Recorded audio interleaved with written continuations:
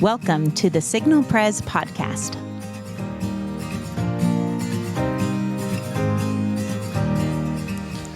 Welcome to the Signal Pres podcast, the place for you to learn, to grow, and to get connected to the body of Christ here at Signal Pres. I'm Joey Sherrod. I'm one of your hosts. And I am Abby Hutto. I am also one of your hosts. And we're back down in the studio. We survived the snow ice apocalypse. We made a lot of French toast. So it's cleared out there, and it's actually been cleaned up in here, which is good because the boss is in the room with us. We didn't want a dirty podcast studio. Exactly. When Scott Bowen in here. Welcome, Scott. Is Welcome this back. the first time this new clean desk has been used? Yes, Wow. that's right. Normally we have to weave our way around things to get here. Exactly. Past I would say Matt. mannequins that were used. Matt used his snow days well. Yeah, he did. What a guy. Matt Broom. Matt does not get enough love on the podcast, but except he gets thanked every single episode. But that's okay. That's not enough though. He requires a lot of love. Yeah. Exactly. Lots of handling. Thank you, Matt. Yeah. Well, we're here. It's great to have Scott with us, and it's always good to have Scott with us as we head towards a new sermon series that we're under. But we're gonna take a quick detour and ask some penetrating questions that Abby's got for Scott. I don't know how penetrating they are, but so truth be told, I didn't come up with a creative game because we've already made him play the Skittle game, and then we made him play that weird food association game that we all remember from the book of Exodus. Yes. Remember that? Yeah, That was bad. right. I gag every time I think about it. Yeah. And then we made him play that Would You Rather game. That was a really good one. So instead of that, I have a burning question. So I'm just going to use airtime to ask it. So we were joking about all of us dressing up for Better Together, and Scott said, I did enough of that in my youth ministry days of dressing up. And I was like, oh my gosh, I totally forgot Scott was a youth minister in his previous life here. So that made me want to ask, what is either like most embarrassing, most awkward, weirdest, I don't know, you can take this many directions that you want, thing that you had to do as a youth minister that really makes you think, wow, I'm glad I'm no longer in youth ministry. Yeah. No, it's I get nervous about answering this because I think that there is video evidence of some of this, and I don't want to encourage anyone to go looking it up. No, we all promise we won't. Speaking of Matt Broom. No. And it's not just Matt. Yeah. And I didn't have to do any of it. I really liked it. I think it's I've just changed. There was just a lot of dressing up. There was a lot of skits. There were a lot of like intentionally being the center of attention in a way that I'm just like it. I lost it. But I remember when I think I had gotten the job, but I was still a senior in college, and I came here on Fish Weekend, which was a big time youth ministry event at that time, and I remember getting thrown into the skit, and I was new, and all these kids around, I probably wanted to like impress them and show them what a funny youth, whatever I was. Yeah. And so I have specific memories of that, of just like being an absolute, just hamming it up. Yeah. And I fear that there's video of that. The other one I remember, we used to, I can't, you could no more do this now, but we used to dress up. I think I had two co-directors. It was either Augusta or Kristen. But with one of them, I used to dress up in a character called, his name was El Bandito, and he had this hideous wig and one of those, what do they call them, a baja, those Mexican things. And we would go to students' houses at like 6 a.m. and sneak into their bedrooms and wake them up on camera, and then show the footage of them being woken up by that Wednesday night. You know, and that's amazing. Yeah. Wow. anyway, so things like that. I just, yeah. What I want to know is how come you don't do all of your like hospital visits like that? Yeah, I was going to say, I know. is this a part of our new shepherding plan?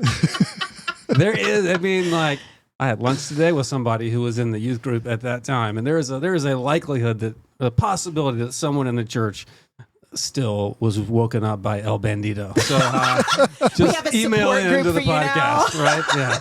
Contact Incredible. Gerald Reeves for your support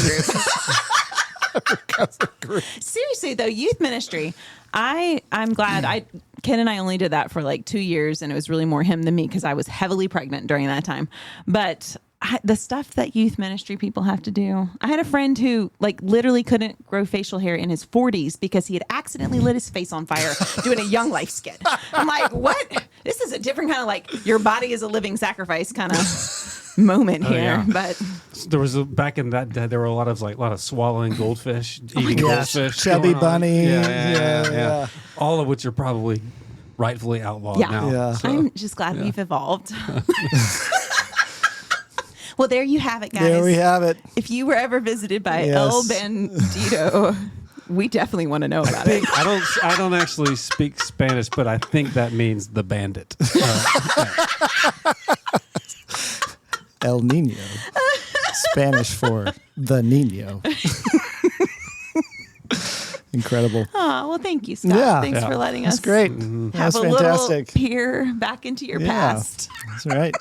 Those were golden years, 2000 to 2004. Is that right? That's right. Yeah. Mm-hmm.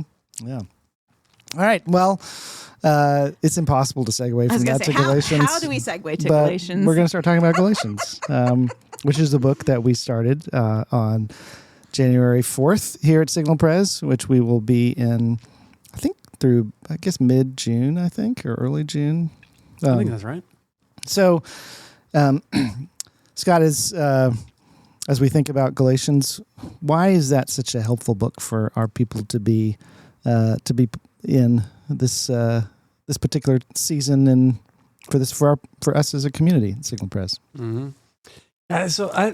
Joe, you might know who first said it. I don't know who first said it, but I've often heard it said like that Galatians is called like the Magna Carta of Christian freedom. And I think, that to me gets at the heart of it. There are so many things that so easily enslave us us very broadly, right? But I include in that those of us in the church who know Jesus well and enjoy him greatly, still, I think, very easily let go of our experience of the freedom that he has won for us. And it doesn't mean that we lose the freedom. We'll talk about this coming Sunday, and Paul's the one that says very clearly later on elsewhere, he who the Son sets free is free indeed.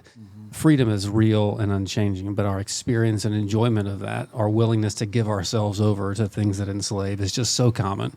And it's not just bad things, it's good things, it's church things, it's things that we can point to in our Bible that become our masters. And so the longing, I think, for me as we get into Galatians is just to enjoy the freedom for which we've been set free. And that's the heart of it. Yeah, that's great. That's great.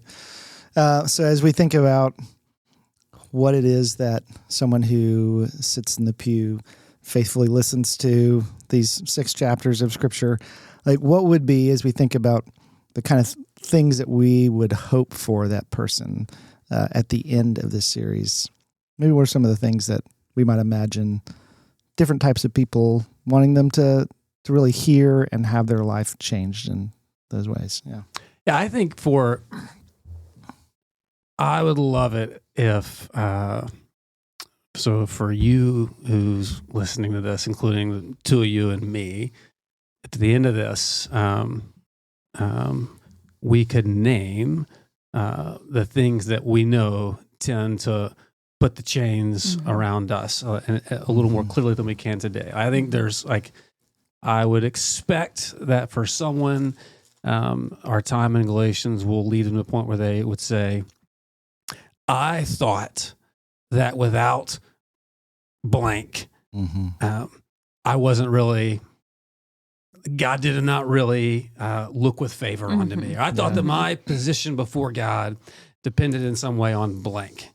Blank might be, again, having my daily quiet time or being as involved with the church as I presently am or whatever. But I think that there are going to be some people for whom that one thing that that had begun functionally to rival Christ and its liberating power, that's going to be named by people. And I hope that's true. I'd love if that were true. Because that person's about to enjoy Jesus as he really is and about to enjoy the freedom of the gospel as it really is and about to understand why do they get so excited about this? Why are they so happy about this and joyful about this when I'm just like, I'm tired. And it goes back to that.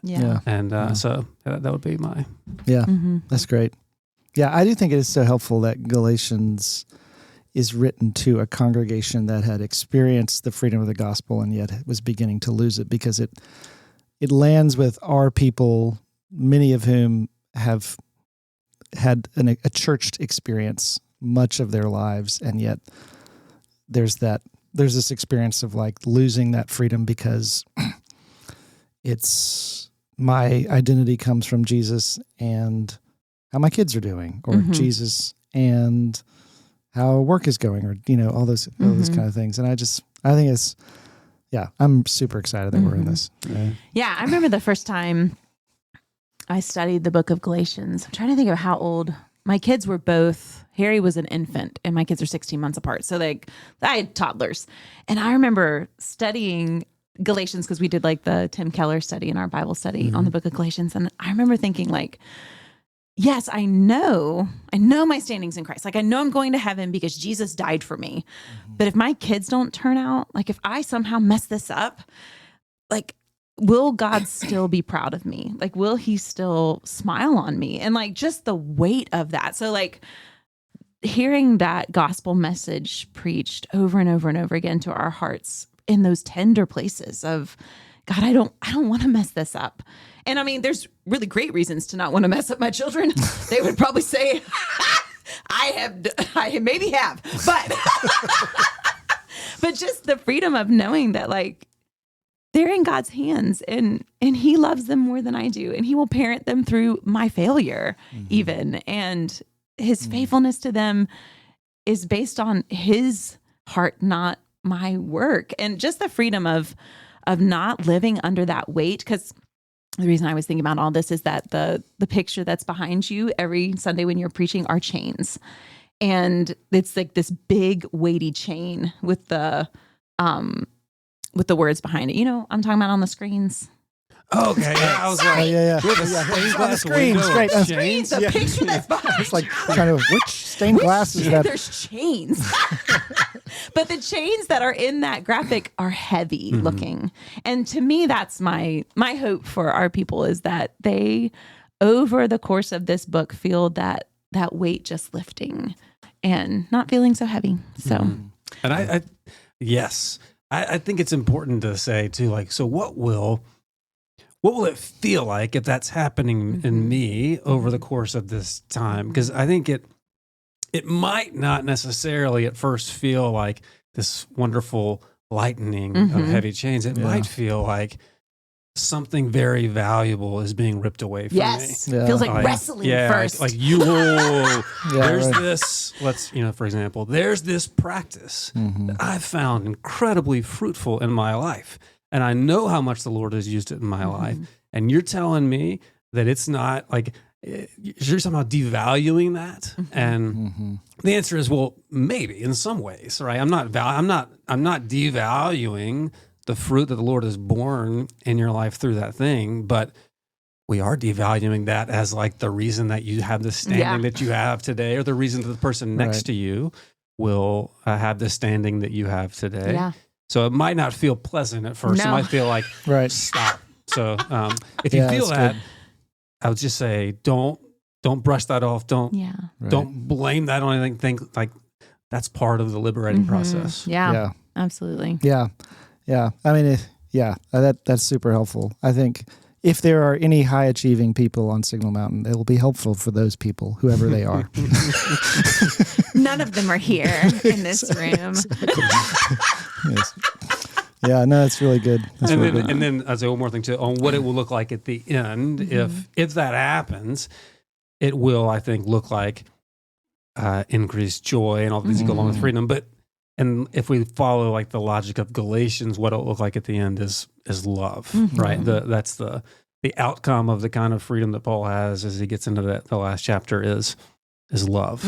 So it'll be seen mostly in a freedom to not be so consumed with myself and how I'm doing today, this moment, that I can care for you and your needs. Yeah, that's great. Well, as you look to the weeks ahead, I like to ask this question because I think I've asked it of all the other sermon series we've had you on for. What are you most excited about, Scott? Preaching about? Let's see. And I'm not, honestly, I don't have the schedule in front of me. I can't tell you if I'm preaching on all these or not, but the passages that I'm most excited about, I love the first part of chapter 4, 1-7. I think I am preaching on that. I think we're scheduled to do that on Easter. But that's where Paul talks about the fullness of time. God sent his son, born under law, and the Abba Father language. It's just a wonderful expression of freedom. I love that passage. There's this passage at the start of chapter 3 where Paul asks like 4 or 5 questions in a row. And this is the first time I've ever preached on Galatians, but I have preached on that passage before. If I remember right, so when I was getting ordained, I had to preach a sermon, right? And I think that was the text that I chose for my ordination sermon. And it was probably junk. And then I reworked it. And it was still probably junk, but I preached it again in Opelika. And it was just one of those sermons that by his grace, not by the structure of the sermon, the Lord used very significantly in the life of one particular person that I remember vividly. And so I have an affinity for that. I'm pretty sure Philip is preaching that passage this time around. I could be wrong, but so all that is a way of saying I have like an emotional bond with those questions of chapter 3. Yeah. Well, we're very excited for this sermon series, and something else we're very excited about that we would love to chat with you for a minute. There are some changes. I'm sure people have noticed in our announcements when we've talked about, we have this new thing we're starting called Start Here.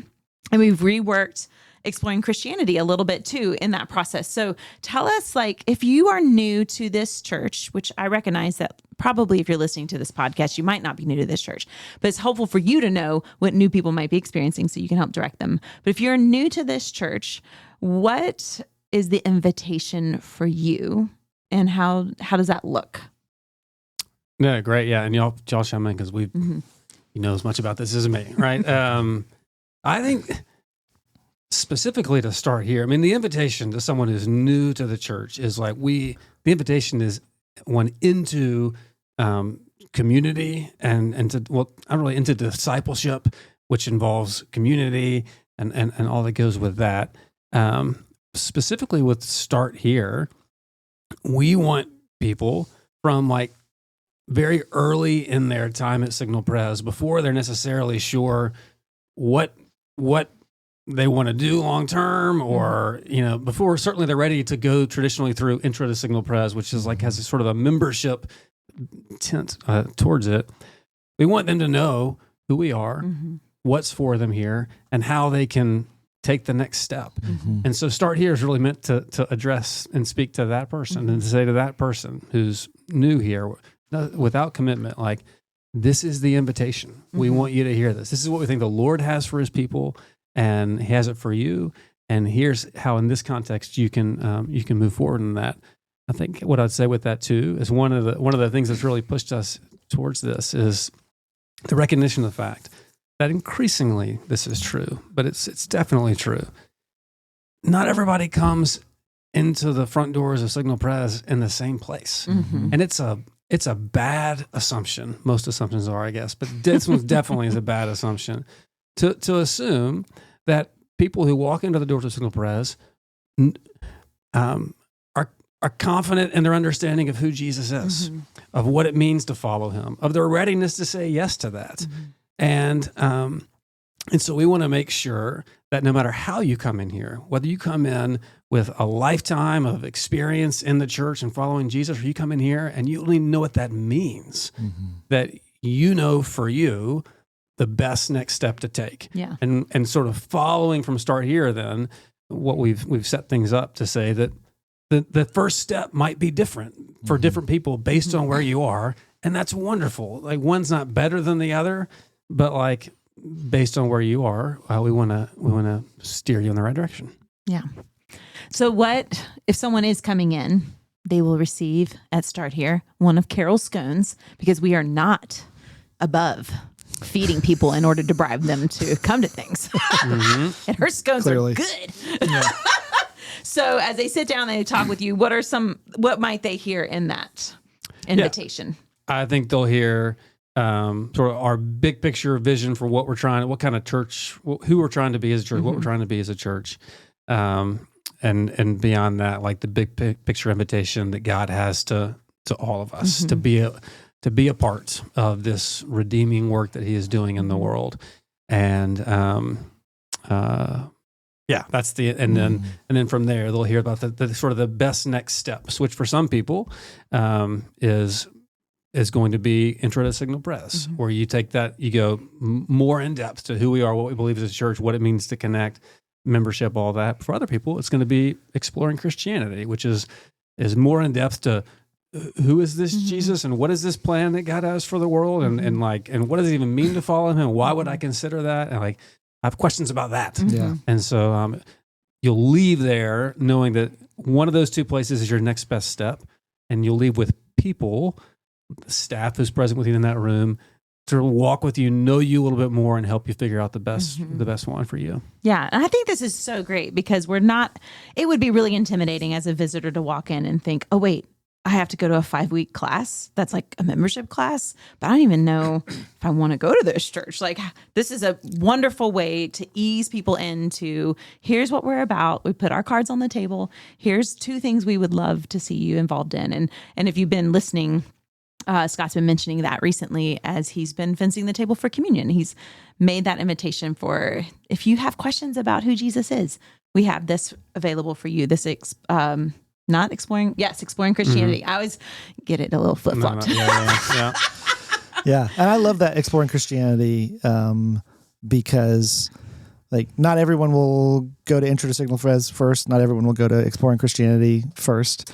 But the things that we are talking about in Exploring Christianity are things that like none of us ever graduate from or get around, like who Jesus is and what life like is. And so I'm super excited and hope that it's not just folks who are new to our church, but even some people who are in our church might say, actually, I have those questions. I would love to go to that. Yeah. Yeah. And you can, go ahead.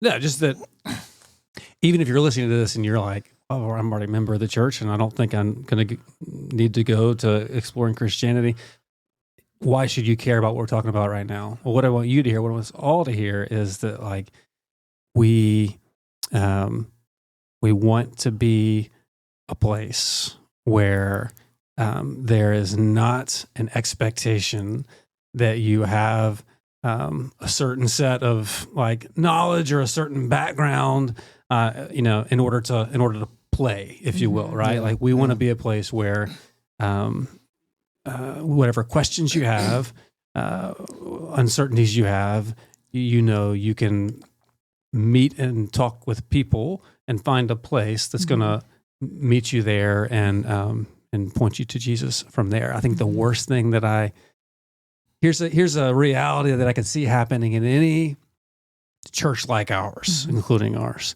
Somebody comes in, they have a whole bunch of questions about who Jesus is, what it is to follow him, why they would believe it, but they feel like if I'm going to belong here, in any sense, right? I gotta bury those. And they learn then that in order to fit in, you got to pretend. and then they wound up joining the church in that pretending mindset, and then continue on from there. And that does talk about enslaving, right? Talk about not enjoying the freedom of the gospel. Right. That's a dangerous pattern that we want to ensure never happens here. Yeah. So this is aimed in that direction. Yeah. That's great. So you can help us if you are listening to this and you're thinking, well, I'm already deeply involved. This doesn't really apply to me.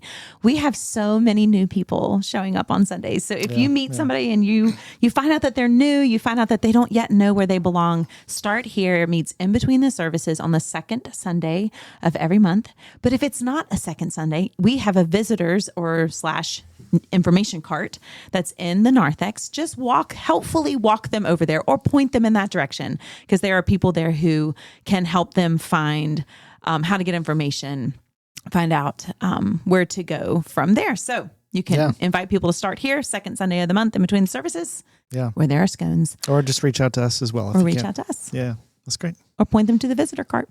So many options. That's right. Speaking of something that happens in between the two services. Very good. That was a great segment. I nailed one of them. This coming Sunday, February the 1st, we have our first Sunday breakfast, which happens every first Sunday. That's why we call it the first Sunday breakfast. And then we're also having a congregational meeting where a handful of things are going to happen. What will people be looking forward to for this coming Sunday? Yeah. So I think first thing on the agenda, actually it was supposed to happen last week, but it's gotten pushed to this coming Sunday, is the official part of the official business of that meeting will be to act on the recommendation of the associate pastor search committee to call Philip James as our associate pastor for family. Cue the applause. Yeah. He can't remember which button it is. Sorry. Yay. Inside, we're clapping. Yeah. Which is, I would love to just kind of sit on that for just a second, because for some people, this may seem like, oh, this is the thing you Presbyterians do. Like, you have all your committees and stuff like that. But I think it is good just to realize, like, why this stuff is important, right? And so if I'll just take just a second. So Philip was in preparation for ministry for many years while he was serving at Second Pres. And he was in seminary. And then when he came here, he transferred his kind of candidacy, his preparation for ministry, to our presbytery. And he took ordination exams over December, 4 ordination exams, which are not easy. Not everybody passes all these on first try. And he passed those, we found out. But our boy did. He did. Nailed it. And he'll be examined by a presbytery committee, I think later this week. And then he'll appear before the Florida Presbytery this coming February the 6th or 7th. He'll be doing that, which sounds like a lot, right? But one of the things that I think is just helpful is, like, we are a community that has people who work in fields where accreditation is really important, like lawyers and doctors and teachers and things like that. And I would just say it is equally as important that your pastor has been trained and accredited to care for your soul as it is that your doctor has been trained and accredited to care for your heart. In fact, I would say it's even much more important. I was going to say, one of these is eternal. That's right. And so this stuff may seem like, gosh, you're Presbyterians with your committees, but it really matters. And like, it matters that Philip has gone through all this stuff. It means that you can trust him and you can trust this process that he's been through. Yeah. That's good. Yeah. So we'll have that this Sunday. Will be what exactly is going to happen in that meeting? So Bob Berry was the chairman of that search committee, and so he will share with us a little bit about the process and how we got from, there was a point in time, however long ago it's been, when the congregation elected that search committee. And so Bob will sort of walk us from what's been going on since then. And then that motion will come before the congregation, and then they will act on that motion by by voting. All right. Mm-hmm. Yeah. We get to vote again. That's right. That's right.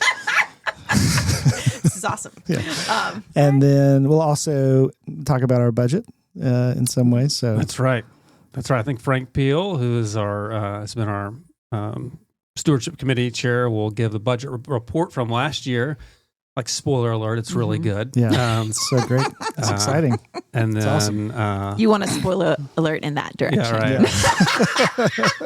I don't want to steal any of his thunder. I won't give you the bottom line, but I will say that I know that last year was the first year, and certainly in the 11 years of my memory, but I think in the memory of people who've been here much longer than the 11 years that I've been here, it was the first time any of them can remember a year in which at no point during the year were we behind our budget expectation. We were in the black all year long. Yeah. And that is the only people to thank for that are the people who are listening, the congregations, and the Lord for stirring that in the hearts of His people. But that just matters in a lot of ways. So I'm really grateful for that, and look forward to hearing that report, and then also about sort of budget for the coming year.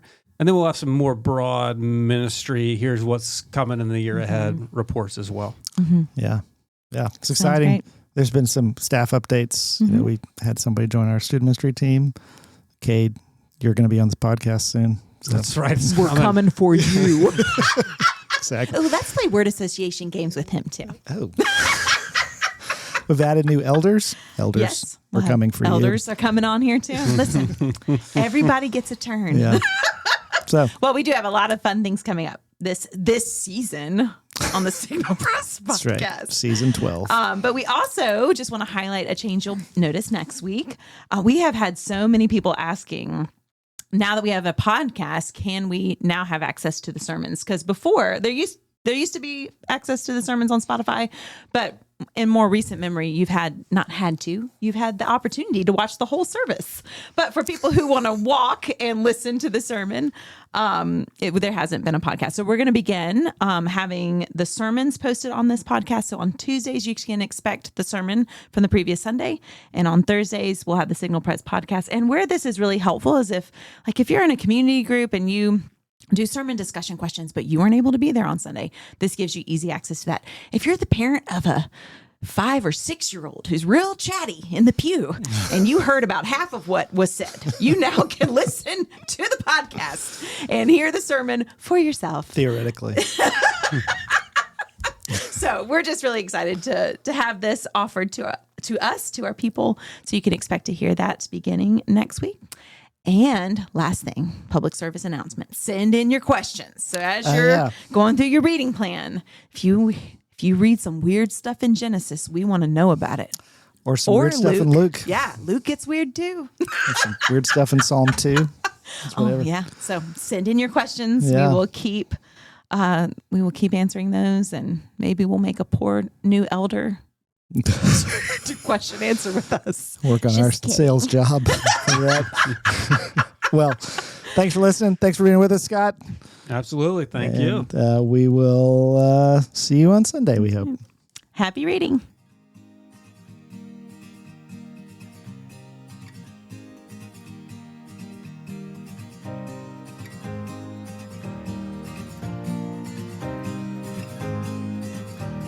Thanks for listening to the Signal Press podcast. I want to thank our extensive production team, beginning with Matt Broom, sound man extraordinaire.